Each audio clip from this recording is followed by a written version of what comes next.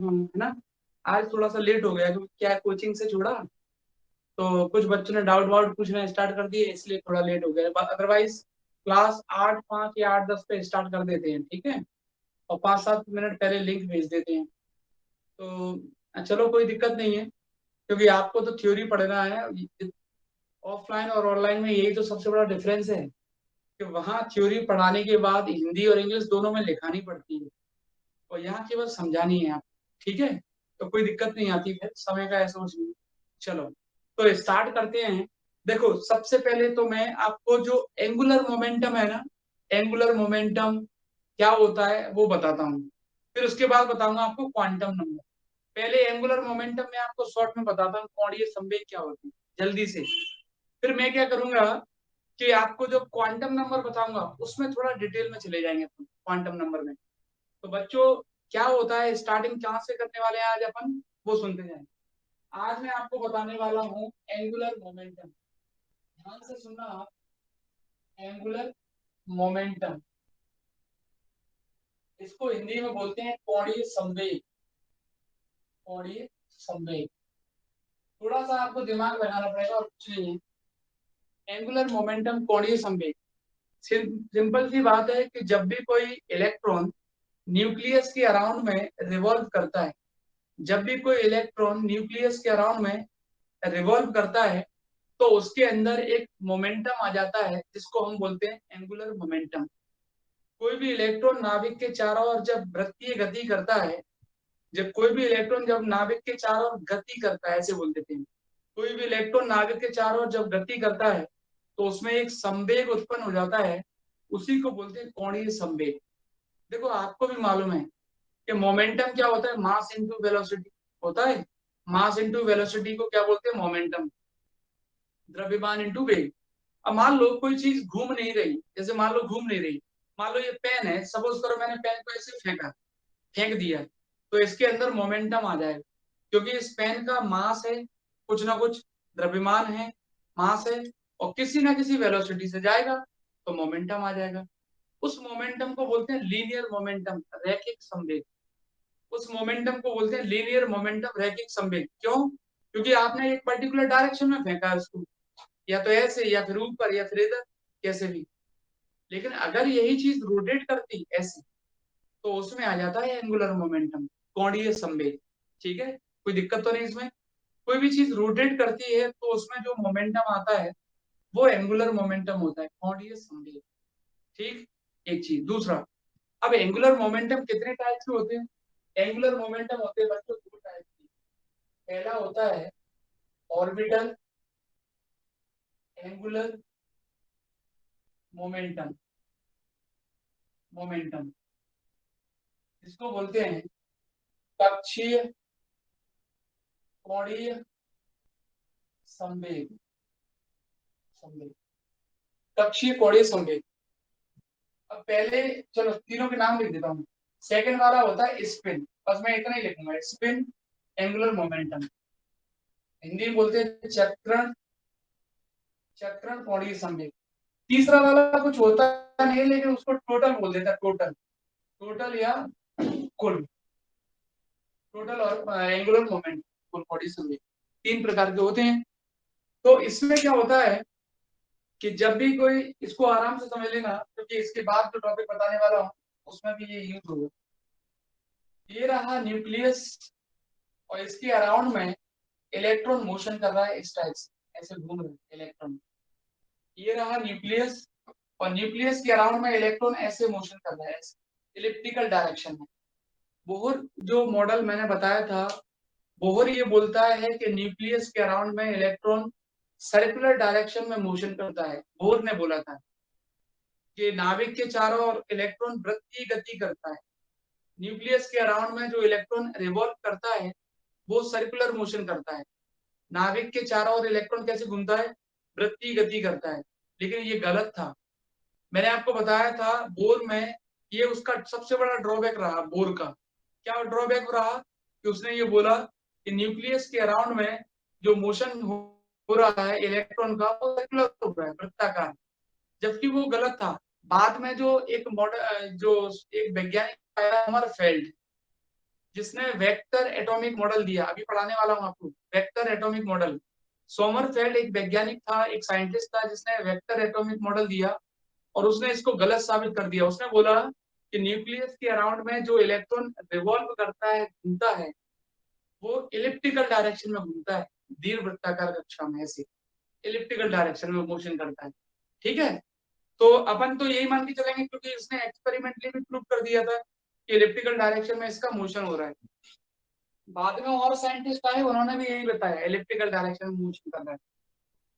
तो electron nucleus के around में अगर मान लो इस तरीके से घूमता है, इलिप्टिकल मोशन करता है, इस टाइप से मोशन कर रहा है, तो उसका मोशन होगा बच्चों ऑर्बिटल। कौन सा मोशन होगा? इस मोशन को बोलते हैं ऑर्बिटल, ऑर्बिटल कक्षीय गति बोलते हैं। और मैंने आपको बताया था कि ये घूमेगा तो इसके अंदर मोमेंटम भी आ जाएगा, है ना। ये घूमता है तो इसके अंदर क्या जाता है? एंगुलर मोमेंटम आ जाता है। तो उसी को बोलते हैं ऑर्बिटल एंगुलर मोमेंटम। जब कोई इलेक्ट्रॉन नाभिक के चारों दीर्घवृत्ताकार कक्षा में गति करता है तो उसके कारण उत्पन्न कोणीय संवेग कक्षीय कोणीय संवेग कहलाता है। When electron revolve around the nucleus in elliptical direction, then कौन सा मोमेंटम आता है उस टाइम पर? Then momentum produce orbital angular momentum। कौन सा आ जाएगा? Orbital angular momentum. ठीक है, पहला हो गया। इलेक्ट्रॉन का भी हिसाब किताब वैसे ही रहता है जैसे सन के अराउंड में अर्थ रिवॉल्व करता है, वैसे इलेक्ट्रॉन का रहता है। मैंने आपको बताया था सन के अराउंड में अर्थ जब रिवॉल्व करता है तो वो दो टाइप के मोशन करता है। एक तो ऐसे घूमता है ऑर्बिटल मोशन जिसको बोलते हैं, और ये खुद एक्सिस पर भी घूमता हुआ जाता है बच्चों, एक्सिस पर। इलेक्ट्रॉन का भी कुछ मतलब इस प्रकार का हिसाब किताब रहता है कि इलेक्ट्रॉन ऐसे तो घूमता ही है, साथ में अपनी एक्सिस पर भी घूमता है, इस टाइप से अपनी एक्सिस पर भी घूमता हुआ जाता है। उस मोशन को बोलते हैं स्पिन मोशन। क्या बोलते हैं? Spin motion. एक ही एक्सिस पर घूमना। आप बैठे हो गए अभी घर पे पंखे के नीचे, पंखा जो घूम रहा है एक ही एक्सिस पर घूम रहा है, वो मोशन स्पिन होता है। कैसा होता है? स्पिन, चक्रण गति बोलते हैं उसको। तो इलेक्ट्रॉन न्यूक्लियस के अराउंड में इस प्रकार रिवॉल्व करता है, लेकिन अपनी एक्सिस पर भी घूमता है। उस मोशन को स्पिन मोशन बोलते हैं। और इसके कारण जो एंगुलर मोमेंटम प्रोड्यूस होता है वो स्पिन एंगुलर मोमेंटम होता है। कौन सा वाला होता है? Spin angular momentum. इलेक्ट्रॉन नाभिक के चारों ओर कक्षीय गति करने के साथ साथ अपनी धुरी पर भी घूमता है, तो उसकी गति चक्रण गति होती है। और उस चक्रण गति के कारण उत्पन्न कोणीय संवेग चक्रण कोणीय संवेग कहलाता है। सिंपल सा है। टोटल में क्या करोगे? दोनों को ऐड कर देंगे। टोटल में क्या करते हैं? दोनों को ऐड कर देते हैं। टोटल एंगुलर मोमेंटम जो होता है उसको डिनोट करते हैं, जैसे इसको डिनोट कर देते हैं, मान लो पीएल से, समझ करो पीएल, पीएल वेक्टर से डिनोट करते हैं, वेक्टर क्वांटिटी है ना। इसको पीएस से डिनोट करते हैं, पीएस। और इसको पीजे से, क्या? पीजे से, पीजे से। तो पीजे बराबर कितना? PL plus PS. अच्छा, एक चीज आपको मालूम है, मैंने आपको क्या बताया था? जितने भी एंगुलर मोमेंटम होते हैं सबके सब क्वांटाइज्ड होते हैं। क्या होते हैं? क्वांटाइज्ड, क्वांटीकृत होते हैं। क्वांटाइज्ड का मतलब होता है इलेक्ट्रॉन न्यूक्लियस के अराउंड में तभी रिवॉल्व कर सकता है जब उसका एंगुलर मोमेंटम h/2 का इंटीजर मल्टीपल हो। क्या हो? h/2 का इंटीजर मल्टीपल हो, तभी रिवॉल्व कर सकता है। जब उसका कोणीय संवेग h/2 का पूर्ण गुणक होगा, जब उसका कोणीय संवेग h/2 का पूर्ण गुणक होगा, तभी वो घूम सकता है। ये पहले बताया था मैंने आपको, है ना। वही होता है क्वांटीकरण शब्द। ठीक है, तो पीएल बराबर कितना हो जाएगा? पीजे बराबर पीएल प्लस पीएच। कई सारी बुकों में बच्चों ऐसे भी लिखा रहता है, जे बराबर एंगुलर मोमेंटम को जे लिख देते हैं, जे बराबर एल प्लस एस, जे बराबर एल प्लस एस। कई सारी बुकों में ऐसे लिखा रहता है, तो उससे कोई फर्क नहीं पड़ता है। जे बराबर एल प्लस एस। हालांकि एल और एस और जे यहाँ क्वांटम नंबर होते हैं, क्वांटम संख्याएं, तो इनके टर्म्स में लिख देते हैं। कैसे लिख देते हैं इनके टर्म्स में, मालूम है आपको? इनके टर्म्स में ऐसे लिखते हैं, पीजे की जो वैल्यू होती है ना, पीजे की, पीजे वो होती है JH/2 पाई। एंगुलर मोमेंटम जो होता है ना, आपको मालूम है H/2 पाई का पूर्ण गुणक होता है, इंटीजर मल्टीपल होता है। तो सर वो पीजे, h/2 पाई को कॉमन लेके काट देते होंगे सर। हाँ बस बस बस ऐसे कर देते हैं। पीएल बराबर लिखा, तो LH/2 पाई लिख देते हैं, और PS बराबर लिखा तो SH/2 पाई लिख देते हैं। ठीक है, तो उससे कोई फर्क थोड़ी ना पड़ता है, आप ऐसे लिख दोगे तो ये। तो टोटल एंगुलर मोमेंटम हमेशा ऑर्बिटल और स्पिन का सम होता है। बस इसमें आपको एक चीज याद रखना है, कैसे? मान लो L और S दोनों की डायरेक्शन सेम है, ये है L की डायरेक्शन और ये है आपकी S की डायरेक्शन, तो J बराबर ऐसा लिखोगे। और मान लो L की डायरेक्शन ऐसे है, L की, और S की ऐसे है, तो आप बच्चों माइनस आ इसमें जाएगा माइनस, बीच में। बिल्कुल माइनस आ जाए, क्योंकि ये वेक्टर क्वांटिटी है ना, वेक्टर। तो वेक्टर में दो वेक्टर अपोजिट होते हैं तो माइनस आ जाता है, और सेम होते हैं तो प्लस आ जाता है। समझ में आया आपको? तो ये तीन एंगुलर मोमेंटम होते हैं, ऑर्बिटल, स्पिन और टोटल। अब मैं इस पे ज्यादा फोकस क्यों नहीं कर रहा हूँ, क्योंकि अगला वाला टॉपिक है उसका फिर रिवाइज करवाना है, पागल हो जाओगे ये आगे। इतनी लेट? चलो मिटाता हूँ इसको। ठीक है, चलो मिटा देता हूँ। अब मैं आपको जो बताने वाला हूँ क्वांटम नंबर, वो 7 टाइप की होती है।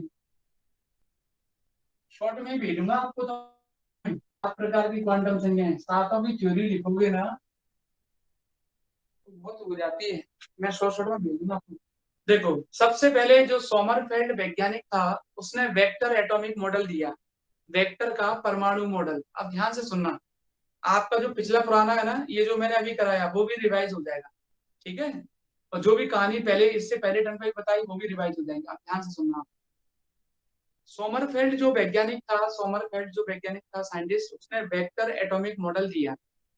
तो कई बार पूछते हैं कि वेक्टर एटॉमिक मॉडल क्या होता है, क्या बताता है आपको? तो सोमरफेल्ड वैज्ञानिक ये बोलता है, वेक्टर एटॉमिक मॉडल में क्या बोलता है, सारी टाइप की जितनी भी क्वांटम नंबर हैं उसने अपने मॉडल में ही बता दी। जैसे मॉडल का आप स्टेटमेंट सुनोगे ना, तो सारी प्रकार, सब प्रकार की क्वांटम नंबर है उसमें आ जाएंगे। तो सबसे पहले तो हम बात करते हैं वेक्टर एटॉमिक मॉडल की, उससे पहले बात करूंगा क्वांटम नंबर की। बच्चों, क्वांटम नंबर तो केवल ये बताती हैं कि पार्टिकल जो है वो किस स्टेट में, किस अवस्था में रह सकता है। जो कोई भी कण होता है या कोई भी इलेक्ट्रॉन रहता है, जैसे कण का क्या है, इलेक्ट्रॉन है, इलेक्ट्रॉन आपका किस अवस्था में रह सकता है, और इलेक्ट्रॉन के जो कोणीय संवेग हैं वो क्वांटीकृत हैं कि नहीं, ये कौन बताता है? क्वांटम संख्याएं। क्वांटम नंबर केवल एक्सप्रेस करता है पोजीशन ऑफ इलेक्ट्रॉन, या स्टेट ऑफ इलेक्ट्रॉन, या different different state of electron, या डिस्क्रीट स्टेट ऑफ इलेक्ट्रॉन, कुछ भी बोल सकते हैं। वो कौन बताता है? Quantum number. जैसे मैं अभी आपको एक एक से बताऊंगा ना, तो आप खुद ही बता दोगे, हाँ इसने इलेक्ट्रॉन की ये वाली चीज बता दी। ठीक है, तो इलेक्ट्रॉन की स्टेट को एक्सप्रेस करने के लिए 7 टाइप की क्वांटम नंबर दी थी वेक्टर एटॉमिक मॉडल में, सोमरफेल्ड साइंटिस्ट ने। क्या बताया था वेक्टर एटॉमिक मॉडल में? बच्चों, उसने बोला था कि न्यूक्लियस के अराउंड में, पहले आप सुने फिर मैं डायग्राम बनाऊंगा। न्यूक्लियस के अराउंड में जब भी कोई इलेक्ट्रॉन रिवॉल्व करता है, न्यूक्लियस के अराउंड में जब भी कोई इलेक्ट्रॉन रिवॉल्व करता है, तो उसके कारण जो एंगुलर मोमेंटम होता है उसको ऑर्बिटल एंगुलर मोमेंटम कहा जाता है। न्यूक्लियस के अराउंड में जब कोई इलेक्ट्रॉन रिवॉल्व करता है तो उसके कारण जो एंगुलर मोमेंटम प्रोड्यूस होता है उसको ऑर्बिटल एंगुलर मोमेंटम कहा जाता है। तो यहाँ से आपकी ऑर्बिटल क्वांटम नंबर निकल के आती है। ठीक, फिर उसने ये भी बोला था कि न्यूक्लियस के अराउंड में इलेक्ट्रॉन ऑर्बिटल मोशन करके करने के साथ साथ अपनी एक्सिस पर भी घूमता है, तो वहां पर उसका मोशन कैसा होगा? स्पिन मोशन होगा। तो वहां पर जो एंगुलर मोमेंटम निकल के आता है उसको स्पिन एंगुलर मोमेंटम बोलते हैं। दोनों का जो सम होता है वो टोटल एंगुलर मोमेंटम होता है। तीन हो गए। फिर उसने ये बोला कि अगर मैं इलेक्ट्रॉन के मोशन को सर्कुलर मान लूं कुछ टाइम के लिए, अगर मैं इलेक्ट्रॉन के मोशन को सर्कुलर मान लेता हूं कुछ टाइम के लिए, तो जब इलेक्ट्रॉन रिवॉल्व करता है तो इसका मतलब चार्ज फ्लो हो रहा है, चार्ज रिवॉल्व कर रहा है, तो उसके कारण करंट प्रोड्यूस हो जाता है। और करंट अगर प्रोड्यूस हो जाता है तो according two ampere law magnetic moment produce हो जाता है। क्योंकि मैग्नेटिक मोमेंट का जो फॉर्मूला होता है वो होता है current into area. Charge flow होगा तो उसके कारण करंट आ जाएगा, चार्ज फ्लो होगा मतलब इलेक्ट्रॉन फ्लो हो रहा है तो करंट आ गया, और एरिया तो रहता ही है लूप का, एरिया तो लूप का रहेगा ही। तो मैग्नेटिक मोमेंट का फॉर्मूला होता है करंट इंटू एरिया। जिसके कारण मैग्नेटिक मोमेंट प्रोड्यूस हो जाता है। कहने का मतलब ये हुआ मैग्नेटिक फील्ड जनरेट हो जाती है। तो मैग्नेटिक फील्ड जब जनरेट हो जाती है तो उसके कारण 3 एंगुलर मोमेंटम और निकल के आते हैं। Magnetic orbital angular momentum, magnetic spin angular momentum, और उसके बाद है आपका टोटल मैग्नेटिक एंगुलर मोमेंटम। और इनके कारण क्वांटम नंबर आपकी मैग्नेटिक हो जाएंगी, जैसे magnetic orbital quantum number, magnetic spin quantum number, total magnetic quantum number. और एक अलग से होती है आपकी प्रिंसिपल क्वांटम नंबर। एक बार हिंदी में बोलता हूँ फिर लिख के समझाऊंगा आपको। तो मैंने आपको बताया क्वांटम संख्या क्या होती है। क्वांटम संख्या इलेक्ट्रॉन की अवस्थाओं को व्यक्त करती हैं कि इलेक्ट्रॉन किस अवस्था में रह रहा है, उसका कोणीय संवेग कितना है, उसकी ऊर्जा कितनी है, जिस कक्षा में वो गति कर रहा है तो वो कौन सी कक्षा है, ये सब बताती है उसकी क्वांटम संख्याएं। वेक्टर परमाणु मॉडल क्या कहता है? वेक्टर परमाणु मॉडल ये कहता है कि नाभिक के चारों ओर जब इलेक्ट्रॉन घूमता है तो उसकी गति कक्षीय गति होती है और उसके कारण कोणीय संवेग कक्षीय कोणीय संवेग कहलाता है और वहां से निकल के आती है कक्षीय क्वांटम संख्या। इलेक्ट्रॉन कक्षीय गति करने के साथ साथ चक्रण गति भी करता है क्योंकि वो अपनी धुरी पर भी घूमता हुआ जाता है। तो जब वो इलेक्ट्रॉन अपनी धुरी पर घूमता है तो गति चक्रण गति होती है, वहां से निकल के आती है चक्रण क्वांटम संख्या, क्योंकि वहां पर उसका जो कोणीय संवेग होगा वो चक्रण कोणीय संवेग होगा। कोणीय संवेग जहां मिलता है क्वांटम संख्या भी वहां मिल जाती है आपको। दोनों को जोड़ देंगे तो कुल कोणीय संवेग मिलेगा और वहां से कुल क्वांटम संख्या निकल के आ जाएगी।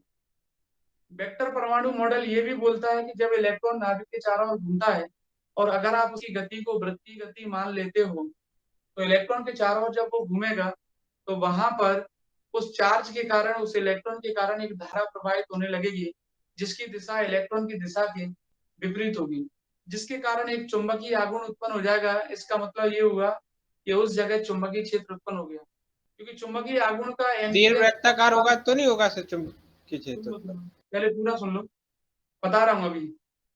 तो चुंबकीय आघूर्ण जो होगा, चुंबकीय आघूर्ण जो होता है उसका फॉर्मूला होता है धारा इंटू क्षेत्रफल। क्या होता है? धारा इंटू क्षेत्रफल। धारा इंटू क्षेत्रफल। तो चुंबकीय आघूर्ण उत्पन्न हो गया, तो चुंबकीय आघूर्ण उत्पन्न होगा तो उसके कारण 3 क्वांटम संख्याएं और निकल के आएंगी। चुंबकीय कक्षीय क्वांटम संख्या, चुंबकीय चक्रण क्वांटम संख्या और कुल क्वांटम संख्या ये आ जाएंगे। और एक होती है मुख्य क्वांटम संख्या। ठीक है, अब सबका आंसर दे दूंगा, मतलब जैसे आप पूरा सुन लें एक बार फिर आप पूछने लायक ही नहीं रहोगे। एक बार सुन ले, अभी तो मेरे, अभी मुझे भी तो तसल्ली दे दो, मुझे तसल्ली कहाँ हुई है। देखो ये रहा नाभिक न्यूक्लियस, ये रहा मोशन। सर्कुलर मान लिया है मैंने। सर्कुलर मानने का भी रीजन है, उसका कारण क्या है? जैसे आपने पूछा ना अभी, फिर मैं बताने वाला था लेकिन आपने पूछ लिया, कोई दिक्कत नहीं। क्योंकि बच्चों मैग्नेटिक मोमेंट का जो फॉर्मूला होता है वो होता है करंट इनटू एरिया। क्या होता है? Current into area. तो magnetic moment equal to current into area. अगर आप इसको सर्कुलर मानते हो तो रेडियस का फॉर्मूला मैं निकलवा चुका हूँ, रेडियस ऑफ ऑर्बिट का फॉर्मूला निकलवा चुका हूँ। आर एन बराबर जो था फॉर्मूला आपको याद ही होगा। तो यहाँ आप रखोगे पाई आर स्क्वायर। लेकिन अगर मान लो उसने इलिप्टिकल मान लिया होता तो फिर दिक्कत आ जाती उसको, क्योंकि पाई ए भी फॉर्मूला हो जाता है। अब ए होता है मेजर एक्सिस और बी होता है माइनर एक्सिस, वो कैसे कैलकुलेट करोगे? फर्स्ट ऑर्बिट की, सेकंड ऑर्बिट की, थर्ड ऑर्बिट की, किस ऑर्बिट में मूव कर रहा है इलेक्ट्रॉन क्या पता। और यहाँ तो आपको आर मालूम है, आर को मैं आर एन भी लिख दूंगा ना। जैसे मान लो फर्स्ट ऑर्बिट में मूव कर रहा है तो आप कहोगे आई और पाई आर वन स्क्वायर। अब आर वन आपको पता है क्योंकि आर एन का फॉर्मूला आप निकाल चुके हो, तो वहां से आसानी से निकाल सकते हो। लेकिन अगर किसी ने बोल दिया नहीं नहीं मैं तो इलेक्ट्रिकल ही मानूंगा दीर्घवृत्ताकार, तो मान सकते हो, किसी पे किसी का जरूरत है नहीं। तो अगर मान लोगे तो वहां आपको रेडियस निकालने में दिक्कत आएगी और ये पता करने में दिक्कत आएगी कि अरे यार ये सेकंड में, मान लो सेकंड में घूम रहा है, आपने निकाल भी ली तो थर्ड वाले के लिए प्रॉब्लम क्रिएट हो जाएगी। इसलिए मोशन को कैसा माना गया? सर्कुलर माना गया था। वो भी घबरा गया, उसने कहा रहने दो यार, कागो टेंशन लिए, सर्कुलर मान लो, कम से कम रेडियस पहले पता तो है, बोर्ड ने बता तो दी।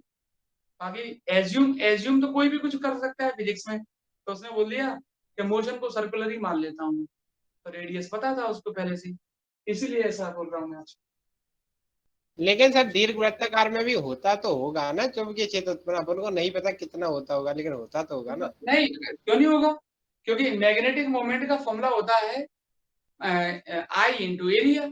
अब एरिया तो एलिप्स का भी होता है पाई इंटू ए बी, तो उसका भी मैग्नेटिक मोमेंट होगा, लेकिन निकालोगे कैसे? सबसे ज्यादा क्वेश्चन ये उठता है कि निकालोगे कैसे? वो निकालने में दिक्कत आ जाएगी, क्योंकि ए मतलब मेजर एक्सिस, मतलब दीर्घ अक्ष जिसको बोलते हैं, और बी मतलब माइनर एक्सिस, उसको निकालना पड़ेगा। और वो उसने निकाला ही नहीं था, इसलिए उसने सोचा कि इसको हम सर्कुलर मोशन ही मान लेते हैं, क्योंकि सर्कुलर मोशन मानने से उसको फायदा था। उसका कारण क्या था कि वो रेडियस निकाल चुका था ना पहले बोर, उसी का उसने यूज कर लिया। अब आप किसी भी ऑर्बिट में मैग्नेटिक मोमेंट आप निकाल सकते हो, चाहे किसी भी कक्षा में। बोलो, समझ में आया? हाँ सर। आगे ठीक है, चलो। फिर भी कंफ्यूजन हो तो पूछा जरूर करो, उससे क्या है, कम से कम मुझे ये तो लगेगा कि मैं भी आपको समझा पा रहा हूँ। नहीं तो चुप बैठ रहे हो तो मेरा मतलब कि नहीं मिलेगा। चलो, तो ये रहा न्यूक्लियस। अब एक बार और सुन ले बस सभी बच्चे, दोनों को कंबाइन बताता हूँ। ये मोशन कर रहा है इलेक्ट्रॉन, घूम रहा है ऐसे, तो सबने बता दिया ऑर्बिटल। तो यहाँ ऑर्बिटल मोशन है, कक्षीय गति है, तो ऑर्बिटल क्वांटम नंबर निकल आया। एल से डिनोट करते हैं, किससे? एल से। जल्दी जल्दी बता देता हूँ। ऑर्बिटल मोशन हो रहा है तो ऑर्बिटल एंगुलर मोमेंटम होगा, कक्षीय कोणीय संवेग होगा, तो वहां से आपकी ऑर्बिटल क्वांटम नंबर मतलब कक्षीय क्वांटम संख्या निकल आई। दूसरा, इलेक्ट्रॉन ऐसे भी घूम रहा है, स्पिन मोशन भी कर रहा है, चक्रण गति भी कर रहा है, तो वहां से स्पिन क्वांटम नंबर निकल आएगी, चक्रण क्वांटम संख्या। ठीक, दोनों का जो सम करेंगे एल प्लस एस, तो वहां बच्चों टोटल निकल आएगी, टोटल क्वांटम नंबर। ठीक, अब ये घूम रहा है इलेक्ट्रॉन ऐसे, तो करंट फ्लो होगा ऐसे। चार्ज है तो करंट तो होता ही है, सबको मालूम है, चार्ज है तो करंट होता ही है। और मैग्नेटिक मोमेंट का फॉर्मूला है एम्पियर के हिसाब से। एम्पियर का जो लॉ होता है, पिछली बार में बताया था हमने, एम्पियर के लॉ के हिसाब से मैग्नेटिक मोमेंट यानी चुंबकीय आघूर्ण का जो फॉर्मूला होता है वो होता है आई इंटू एरिया। आई ये रहा, मोशन कैसा मान लिया उसने? सर्कुलर। तो सर्कुलर मान लिया तो उसकी रेडियस क्या होती है? पाई आर स्क्वायर। आर एन इसलिए लिख दिया है कि कौन से ऑर्बिट में घूम रहा है मुझे क्या पता। जिस ऑर्बिट में घूमेगा वही आप ले लेना, फर्स्ट में तो आर वन, सेकंड में तो आर टू। और आर एन का फॉर्मूला पहले बता चुके हैं, तो आप मैग्नेटिक मोमेंट यानी चुंबकीय आघूर्ण भी पता कर सकते हो कितना है उस ऑर्बिट में। ठीक है, तो ये रहा। तो बच्चों जब घूमेगा तो मैग्नेटिक मोमेंट प्रोड्यूस हो जाएगा, चुंबकीय आघूर्ण उत्पन्न हो जाएगा, इसका मतलब मैग्नेटिक फील्ड जनरेट हो गया। तो मैग्नेटिक फील्ड जनरेट हो गया, इसका मतलब ये हुआ तीन क्वांटम नंबर और निकल आई। एक मैग्नेटिक ऑर्बिटल क्वांटम नंबर, चुंबकीय कक्षीय क्वांटम संख्या m सफिक्स में l, एक मैग्नेटिक स्पिन क्वांटम नंबर, चुंबकीय चक्रण क्वांटम संख्या, और एक टोटल मैग्नेटिक क्वांटम नंबर, कुल चुंबकीय क्वांटम संख्या। ठीक है, और एक अलग से याद रखना प्रिंसिपल क्वांटम नंबर, मुख्य क्वांटम संख्या। तो ये 7 प्रकार की क्वांटम संख्याएं होती हैं। वन बाय वन मैं स्टार्ट करता हूँ, पहले प्रिंसिपल से स्टार्ट करता हूँ, वो अलग है ना सबसे, तो इकट्ठा। सर ये क्वांटम संख्या से मतलब क्या होता है सर, एक दो तीन चार या कुछ अलग? क्वांटम संख्या का मतलब होता है कि इलेक्ट्रॉन किस स्टेट में है, किस अवस्था में है, नहीं, मतलब एल कौन का मान सी। कैसा होता होगा सर, ऐसे कुछ ऐसे आता है कि ऐसे मतलब एक दो तीन चार ऐसे कुछ गिनती टाइप में? ऐसे ही आता है, ऐसे ही, 1 2 3 4 ऐसे ही। इसका मतलब यही होता है, 1 2 3 4 लेते हैं ना अपन, वैसे ही नंबर्स में वैल्यू होती है। चलो ठीक है, एक एक से बताते हैं। तो सबसे पहले आती है मुख्य क्वांटम संख्या, प्रिंसिपल क्वांटम नंबर, क्वांटम संख्या। शांत फिर भी पूछता है, देखो नाम शांत है लेकिन शांत नहीं रहता है, वही पूछता है। बाकी के सब बच्चे ऐसा लगता है जैसे सो रहे हो, पूरा आनंद ले रहे हैं, किसका? इतने अच्छे से ही समझा देते हो सर कि पूछने में कुछ बचता नहीं है। अभी भी सबको कोरोना खाए जा रहा है, कोई ऑफलाइन आना ही नहीं चाहता है। मुख्य क्वांटम क्यों? ऑनलाइन में इतना फायदा मिल गया, आदत पड़ गई बच्चों को। बच्चा ऑनलाइन में क्या है, बढ़िया आराम से बैठा है गद्दे पे, आराम से लेटा हुआ देख रहा है, और जब उसको लगा नहीं देखनी क्लास, मोबाइल उधर फेंक दिया, उधर डले हैं पाठक सर, बड़ी आराम से सो रहा है ये, है ना। ऑफलाइन में तो वहां बैठना पड़ेगा, सुनना भी पड़ेगा, देखना पड़ेगा। चलो, मुख्य क्वांटम संख्या, प्रिंसिपल क्वांटम नंबर। मुख्य क्वांटम संख्या को डिनोट करते हैं स्मॉल एन सी। किससे? स्मॉल एन सी।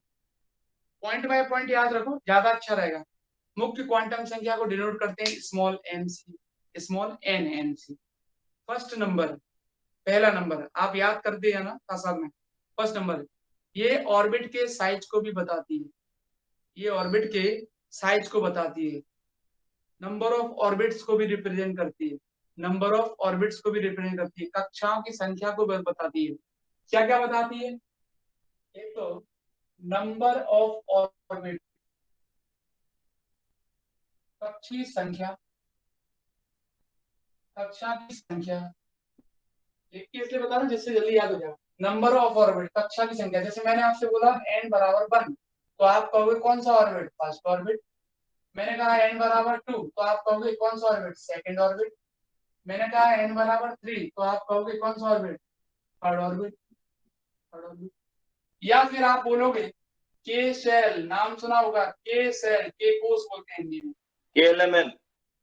हाँ, K L M dash dash dash, ठीक है। या n बराबर 1 को के सेल बोल सकते हैं, के कोस बोल सकते हैं। फिर उसके बाद n बराबर 2 को एल, फिर n बराबर 3 को एम, फिर ABCD सबको आता है, आगे चला जाए। फिर उसके बाद ये हो गया, ये हो गया। उसके बाद ये आपको रेडियस ऑफ ऑर्बिट भी बताती है, रेडियस ऑफ ऑर्बिट, ऑर्बिट की त्रिज्या, किसी भी कक्षा की त्रिज्या। जैसे मैंने आपसे कहा कि n बराबर 2 है और n बराबर 1 है, तो आप कहोगे ये सेकंड ऑर्बिट हो गई या फर्स्ट ऑर्बिट हो गया, इसकी रेडियस ज्यादा होगी, इसकी रेडियस कम होगी। बोलो, बोल सकते हो। और रेडियस की वैल्यू भी निकाल सकते हैं, वो तो फॉर्मूला रहता है, वो मैं निकाल के नहीं दिखा रहा हूँ आपको। मैंने कहा n बराबर 3, तो आपको थर्ड ऑर्बिट, उसकी रेडियस ज्यादा होगी ये।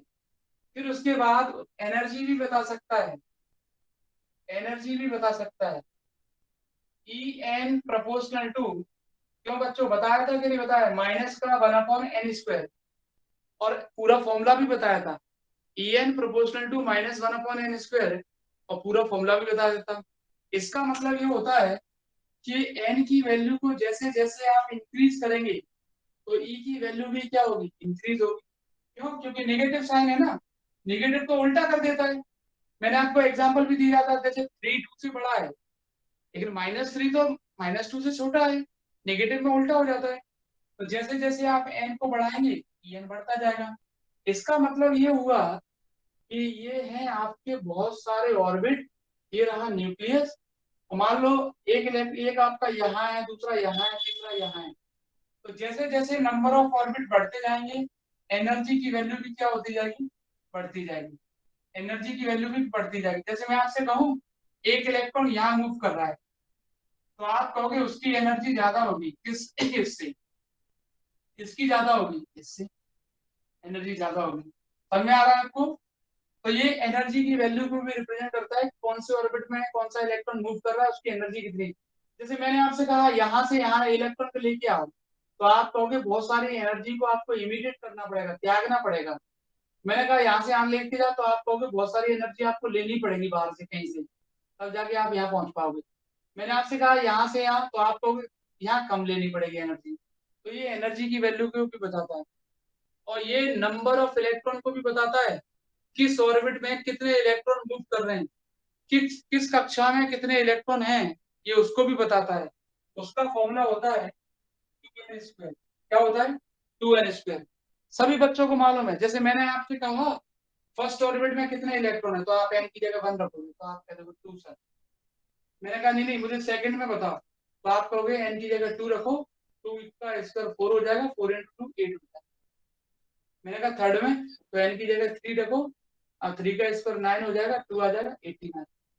तो ये नंबर ऑफ इलेक्ट्रॉन को भी बताता है, किसी भी कक्षा में कितने इलेक्ट्रॉन मूव कर रहे हैं, ये सारी चीजें बताता है। सर तो इतना एनर्जी में सर ऐसे बोल सकते हैं क्या सर, जैसे जैसे नंबर ऑफ सेल्स बढ़ेंगे तो इलेक्ट्रॉन्स बढ़ेंगे, इलेक्ट्रॉन्स बढ़ेंगे तो चार्ज बढ़ेगा, चार्ज बढ़ेगा तो बिल्कुल एनर्जी बढ़ेगी। बिल्कुल, ऐसा भी बोल सकते हो, बोल सकते हैं। तो ये रहा, इतनी सारी चीजें बताता है प्रिंसिपल क्वांटम नंबर। क्योंकि देखो इतना इतना भी लिखेंगे ना अपन, तो साथ में लिखना है आपको, साथ में वेक्टर एटॉमिक मॉडल अलग लिखना है। ये हो गया, पहले वाले को मैं मिटाता हूँ।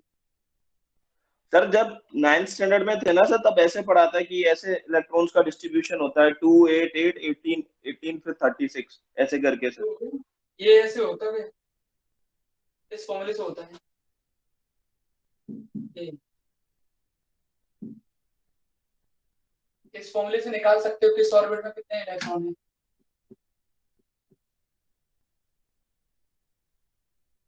और बाकी वो केमिस्ट्री में भी रहता था 1s2 2s2 2p6, उससे भी निकालो, उससे भी पता चल जाता है। हाँ सर, उससे वो रहता था 11th स्टैंडर्ड में था सर। हाँ वहां भी निकाल सकते हो। अब आता है next number, second number. Second है आपका orbital quantum number. Orbital quantum number, quantum number, orbital quantum number, इसको हिंदी में बोलते हैं कक्षीय क्वांटम संख्या। कक्षीय क्वांटम संख्या, इसको डिनोट करते हैं स्मॉल एल। किससे? स्मॉल एल से। ये क्या क्या बताती है?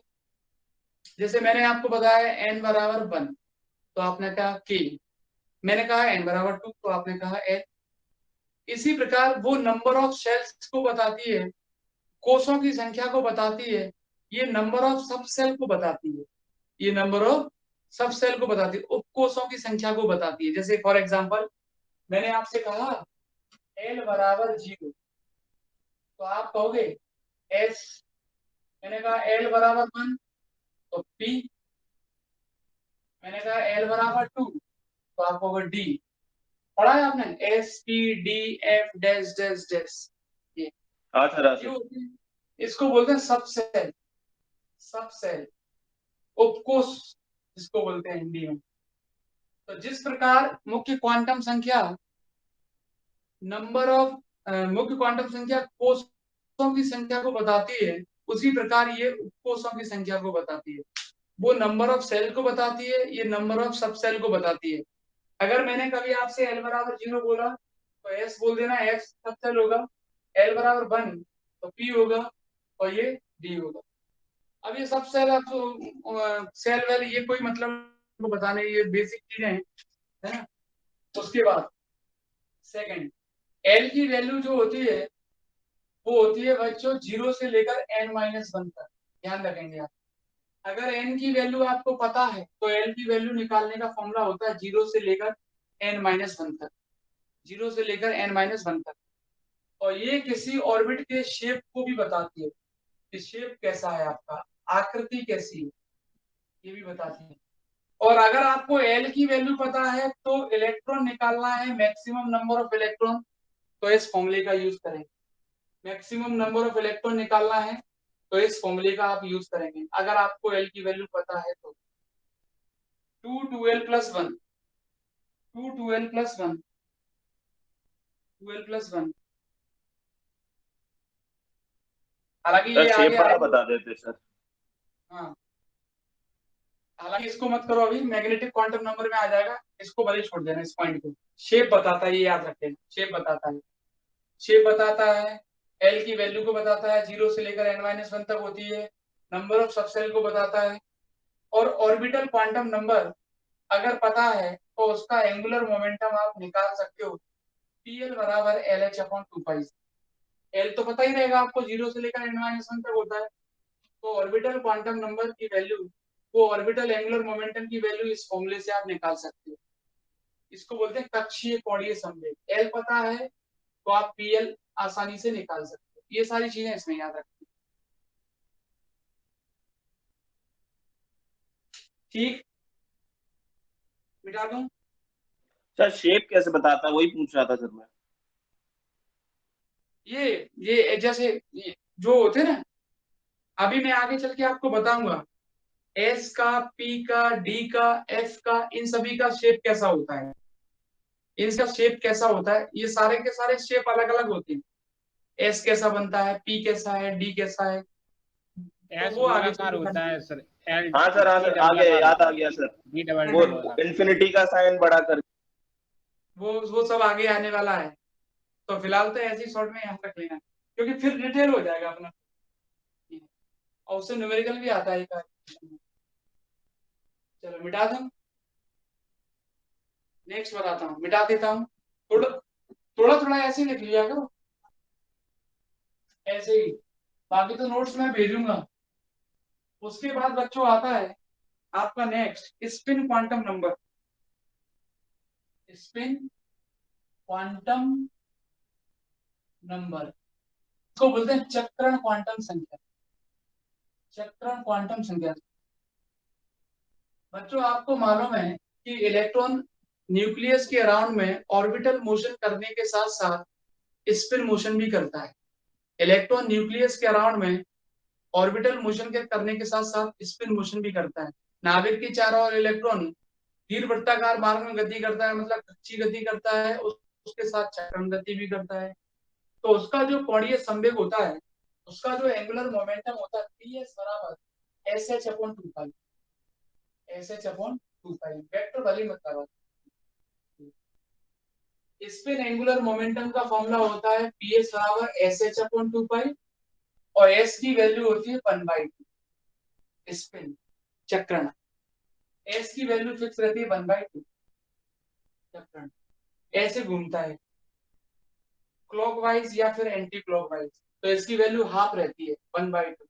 क्या रहती है 1/2, या तो क्लॉकवाइज घूमेगा या फिर एंटी क्लॉकवाइज, तो वैल्यू हाफ मानी जाती है 1/2। और स्पिन एंगुलर मोमेंटम का फॉर्मूला ये रहता है, इससे ज्यादा इसमें कुछ नहीं लिखना है आपको। चक्रण क्वांटम संख्या को S से प्रदर्शित करते हैं। स्पिन एंगुलर मोमेंटम डिनोटेड को स्पिन एंगुलर मोमेंटम का फॉर्मूला होता है PS बराबर SH/2π।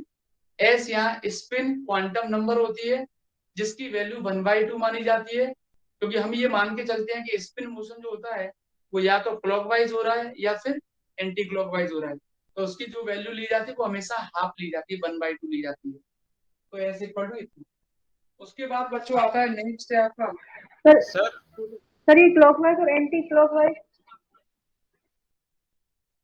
पंखा घूम रहा है ऊपर, देखो पंखा ऊपर घूम रहा है, आपके ऊपर ही बैठे हो नीचे, तो या तो ऐसे घूम रहा होगा, ऐसे ही घूम रहा है ना, एक ही डायरेक्शन में घूम रहा है, तो वो एक ही क्लॉकवाइज घूम रहा है मान लो, तो उसका क्या हो जाएगा वैल्यू 1/2। मान लो आपने टर्मिनल चेंज कर दिए, वोल्टेज वगैरह टर्मिनल चेंज, मान लो वो उल्टा घूमने लगा, कभी होता है ना तार अलग अलग लग जाते हैं, तो या तो एंटी क्लॉकवाइज घूमेगा, एक ही मोशन करेगा। क्लॉकवाइज और एंटी क्लॉकवाइज दोनों एक साथ मोशन नहीं कर सकता है, इसीलिए इसका एंगुलर मोमेंटम क्या माना जाता है आपका SH/2π माना जाता है, जिसमें S की वैल्यू हमेशा 1 ली जाती है, 1/2। यहाँ कितनी वैल्यू ली जाती है 1/2 सर। उसका मोशन हाफ रहता है इसीलिए। सर अभी आपने वो बताया था ना L की वैल्यू 0 से n-1 तक होती है, हाँ तो सर 0 से n-1 तक L की वैल्यू वो सर मतलब एक कक्षा में बताती है ना कितने है सर इलेक्ट्रॉन। नहीं, आप समझे नहीं। जैसे मैंने आपसे कहा कि L की वैल्यू 0-1 का मतलब होता है कोई भी वैल्यू 0 से स्टार्ट हो जाएगी। जैसे जैसे आपकी मैं बोलूं first orbit, second orbit, third, जैसे फर्स्ट वाली जो क्वांटम संख्या थी ना n वाली, वो आपको बताती है n की वैल्यू 1 से स्टार्ट होती है, 1 2 3 4 5 6 7। लेकिन L की जो वैल्यू होती है वो 0 से n-1 तक होती है। उसका कारण ये है, उसका मतलब क्या होता है, जैसे मैंने आपसे कहा कि L की वैल्यू 3 है, तो इसका मतलब ये हुआ n की वैल्यू 4 है। इसका मतलब क्या हुआ, n की वैल्यू कितनी है 4 है, तो 0 से स्टार्ट हुई, 0 1 2 3, 0 1 2 3, 4 वैल्यू हो गई। 0 से जब n वैल्यू क्या है सर यहाँ पे? मुख्य क्वांटम संख्या, principal quantum number, principal quantum number. वही कक्षा की संख्या है ना, कौन सी कक्षा है सर? आप समझे नहीं मैं क्या कहने वाला हूँ कि n जो होता है वो होता है प्रिंसिपल क्वांटम नंबर, मुख्य क्वांटम संख्या। अगर आपको n पता है और l निकालना है तो वो 0 से स्टार्ट होगा n-1, और l की वैल्यू 0 से स्टार्ट होती है, इसलिए तो n-1 है। तो सर n = 2 होता था तो सर सेकंड ऑर्बिट होता था, तो n = 3 पे 3, तो n = 4 पे तो फोर्थ ऑर्बिट होगा ना कक्षा। हाँ होगा ना, क्यों नहीं होगा। तो वही लेकिन कह वो रहा l कक्षा के हिसाब से हो जाएगी ना। l थोड़ी ना बताएगा, l नंबर ऑफ ऑर्बिट को बताता ही नहीं है। l नंबर ऑफ ऑर्बिट को नहीं बताता। नहीं सर ऑर्बिट कक्षा बता को सकता बताता है है। तो ये तो केवल शेप बताता है, ऑर्बिट का कैसा शेप होगा, और वो डिपेंड कैसे करता है, जैसे मान लो एल की वैल्यू 0 है, 1 है, 2 है, 3 है, तो एस पी डी एफ ये। नहीं सर, अगर मान ये लो कह रहे हैं सर, जैसे अपन को पता है कि सर फोर्थ ऑर्बिट है, तो अपन उससे एल निकाल लेंगे ना। हाँ निकाल सकते हो ना, बिल्कुल निकाल सकते हो। वही कह रहे हैं। अच्छा वही बता रहे, ठीक है ठीक है। फोर्थ ऑर्बिट हो, फिफ्थ हो, जैसा भी ऑर्बिट हो आप उससे एल निकाल सकते हो, लेकिन 0 से स्टार्ट होगी, और 0 से जब भी वैल्यू स्टार्ट होती है तो हमेशा एक कम होती है। जैसे 0 1 2 3 4 वैल्यू हो गई, लेकिन क्या है वैसे देखोगे आप तो 3 ही आ रहे हैं, 0 1 2 3, तो n-1 तक होती है। ठीक है, चलो तो ये आगे आपका स्पिन आ गया। उसके बाद आता है आपके पास magnetic magnetic orbital quantum number. बहुत सिंपल है ये, मतलब कुछ है नहीं इसमें। चुंबकीय चुंबकीय कक्षीय क्वांटम संख्या। देखो बच्चों, थोड़ा सा आपको बता दूं, थोड़ा सा, लेकिन आपको नहीं बनाना है एग्जाम में, और ना ही आपको कुछ करना है। सीधा सीधा डेफिनेशन, सीधी सीधी डेफिनेशन जो कि मैं सुनाऊंगा आपको अभी। अभी थोड़ा सा आपको बता देता हूँ। मान लो इलेक्ट्रॉन घूम रहा है किसी ऑर्बिट में, ये घूम रहा है, थोड़ा सा आपको समझा दूं, नहीं बच्चे ये कहते हैं कहां से आगे। और मैग्नेटिक फील्ड मान लिया आपका, मैग्नेटिक फील्ड इस डायरेक्शन में जनरेट होगी। चुंबकीय क्षेत्र को बी से लिखते हैं, मैग्नेटिक फील्ड को बी लिख दिया, चलो कोई दिक्कत नहीं। बी लिखना है बी लिख देते हैं, और नहीं तो एक काम करते हैं, अभी मैं इसका नाम बदल दूंगा। अभी मान लो बी है, ठीक। एंगुलर मोमेंटम की डायरेक्शन बच्चों इससे कहीं भी किसी भी डायरेक्शन में मान लिया, ये रही एंगुलर मोमेंटम की डायरेक्शन, ये एंगुलर मोमेंटम की डायरेक्शन है आपकी। तो इसको बोल दिया कुछ भी, कौन सा एंगुलर मोमेंटम आएगा, मैग्नेटिक वाला, तो मैग्नेटिक ऑर्बिटल एंगुलर मोमेंटम, या उसके कारण क्वांटम नंबर कौन सी आ जाएगी आपकी, एल। तो एल बोल दिया सीधे सीधे। एक बार फिर से सुन लो, इलेक्ट्रॉन ऐसे घूम रहा है मान, आपको मालूम है मोशन कैसा मान लिया आपने, सर्कुलर मान लिया, वृत्ताकार मान लिया, चुंबकीय क्षेत्र उत्पन्न हो गया। चुंबकीय क्षेत्र उत्पन्न हो गया है या मैग्नेटिक मोमेंट जनरेट हो गया, एक ही बात है। चुंबकीय क्षेत्र उत्पन्न हो गया या फिर मैग्नेटिक मोमेंट जनरेट हो गया। मान लो इस डायरेक्शन में हो गया, कोई भी डायरेक्शन जो आपकी पसंद हो, ये आ गया। अब यहाँ पर चुंबकीय कक्षीय क्वांटम संख्या, मैग्नेटिक ऑर्बिटल क्वांटम नंबर, उसको डिनोट करते हैं एम एल से, तो एम एल ही लिखना है। किससे डिनोट करते हैं मैग्नेटिक ऑर्बिटल क्वांटम नंबर को, एम एल से, तो एम एल। अगर यही स्पिन होता तो एम एस, यही अगर टोटल होता तो एम जी। ये आपका ऑर्बिटल एंगुलर मोमेंटम जनरेट हो गया, मान लो किसी डायरेक्शन में। ऑर्बिटल एंगुलर मोमेंटम की कोई ना कोई डायरेक्शन रहती है, और जब पार्टिकल या कोई इलेक्ट्रॉन ऑर्बिटल मोशन करता है तो उसमें ऑर्बिटल एंगुलर मोमेंटम होता है। कक्षीय कोणीय संवेग होता है, उसकी भी कोई ना कोई डायरेक्शन होगी। तो ये आपने इन दोनों के बीच एंगल मान लिया कितना, थीटा। मैग्नेटिक फील्ड कैसे जनरेट होगा, इलेक्ट्रॉन ऐसे घूम रहा था, करंट फ्लो हुआ तो मैग्नेटिक मोमेंट जनरेट हो गया, चुंबकीय आघूर्ण उत्पन्न हो गया। अब मैग्नेटिक मोमेंट किसके कारण जनरेट हुआ है, ऑर्बिटल मोशन के कारण, कक्षीय गति के कारण, तो उसको मैंने एम एल से डिनोट कर दिया, किससे, एम एल से डिनोट कर दिया। अब उसकी कोई ना कोई तो डायरेक्शन होगी ना, तो वो डायरेक्शन मैंने इस्तेमाल, और वो एंगुलर मोमेंटम के साथ कोई ना कोई एंगल बनाएगा। तो एंगुलर मोमेंटम जब आता है, कोणीय संवेग जब आता है, तो कौन सा एंगुलर मोमेंटम आएगा यहाँ पर, कक्षीय कोणीय संवेग, ऑर्बिटल एंगुलर मोमेंटम। तो वहां से कौन सी क्वांटम नंबर निकल के आएगी, कक्षीय क्वांटम संख्या, ऑर्बिटल क्वांटम नंबर। तो मान लिया उस एंगुलर मोमेंटम की डायरेक्शन ये थी, तो इसका मतलब एल की डायरेक्शन भी ये हो गई। एंगुलर मोमेंटम की डायरेक्शन है तो इसकी भी, कई बुकों में तो इसी को एंगुलर मोमेंटम लिख देते हैं एल को। मान लिया इन दोनों के बीच में कितना एंगल बना है, थीटा। अब डेफिनेशन सुनो, चुंबकीय क्षेत्र की दिशा में, चुंबकीय क्षेत्र की दिशा में कक्षीय क्वांटम संख्या का घटक, चुंबकीय क्षेत्र की दिशा में कक्षीय क्वांटम संख्या का प्रक्षेप क्या कहलाता है, चुंबकीय कक्षीय क्वांटम संख्या कहलाता है। फिर से सुना, the projection of magnetic field, या ऐसा बोल सकते हैं the projection of orbital quantum number, the projection of orbital quantum number in direction of magnetic field is called magnetic orbital quantum number. या कई बुकों में तो ऐसे लिखा रहता है the component of orbital quantum number in direction of magnetic field is called magnetic quantum number. ठीक है, अब ये मैंने मान लिया इसका प्रोजेक्शन सपोज करो यहाँ बन रहा है, ये मैग्नेटिक फील्ड की डायरेक्शन है तो यहाँ उसका प्रोजेक्शन बन रहा है। क्या बन रहा है? इसका प्रोजेक्शन बन रहा है। किसके कारण? इसके कारण।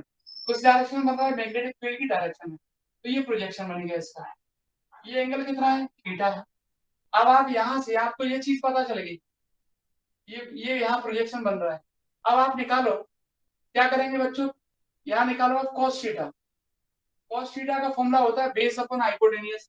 ये बेस हो गया आपका, ये सीधी डायरेक्शन परपेंडिकुलर डायरेक्शन थी तो इसको बेस मानेंगे।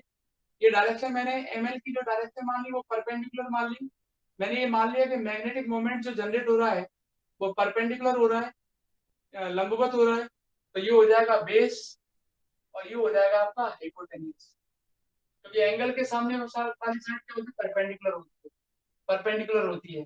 तो sin थीटा और tan थीटा निकाल नहीं सकते, केवल cos थीटा निकलेगा। ये आपने परपेंडिकुलर मान लिया। अब बताया मैंने आपको ये, तो ml बराबर कितना आ जाएगा यहाँ से? l cos theta. ये आ गया। पहले क्या किया आपने? मैग्नेटिक मोमेंट जो लिया, चुंबकीय आघूर्ण जो लिया, उसकी डायरेक्शन परपेंडिकुलर मान ली, जो ऑर्बिट है उसके परपेंडिकुलर मान। और ये एंगुलर मोमेंटम है, इसकी डायरेक्शन कुछ भी मान सकते हो, बट इससे थीटा एंगल पर होगी, इससे थीटा एंगल पर होगी, वो ये मान ली। अब डेफिनेशन ये होती है the projection of magnetic field, the projection of orbital quantum number in direction of magnetic field. तो मैग्नेटिक फील्ड की डायरेक्शन में जो प्रोजेक्शन बन रहा है, मान लो ये बन रहा है, तो उसको बोलते हैं मैग्नेटिक ऑर्बिटल क्वांटम नंबर। या ऐसा बोल सकते हैं चुंबकीय क्षेत्र की दिशा में, हिंदी में बोलेंगे तो चुंबकीय क्षेत्र की दिशा में अक्षीय क्वांटम संख्या का घटक या प्रक्षेप, कंपोनेंट भी बोल सकते हैं। तो यहाँ से आपने cos थीटा इसलिए निकाला क्योंकि आपको बेस पता था, हाइपोटेन्यूज पता था, निकाल दिया। अब यहाँ से cos थीटा की वैल्यू सभी को मालूम है कि cos थीटा जो होता है वो -1 से +1 के बीच में होता है। कहाँ से कहाँ तक रहता है? -1 से +1 के बीच में। तो इसका मतलब ml की वैल्यू कितनी हो जाएगी? cos थीटा की जगह -1 रखो तो -l आ जाएगा, 2 cos थीटा की जगह +1 रखो तो +l आ जाएगा। तो ml की वैल्यू कहाँ से कहाँ तक होगी? -l से +l तक।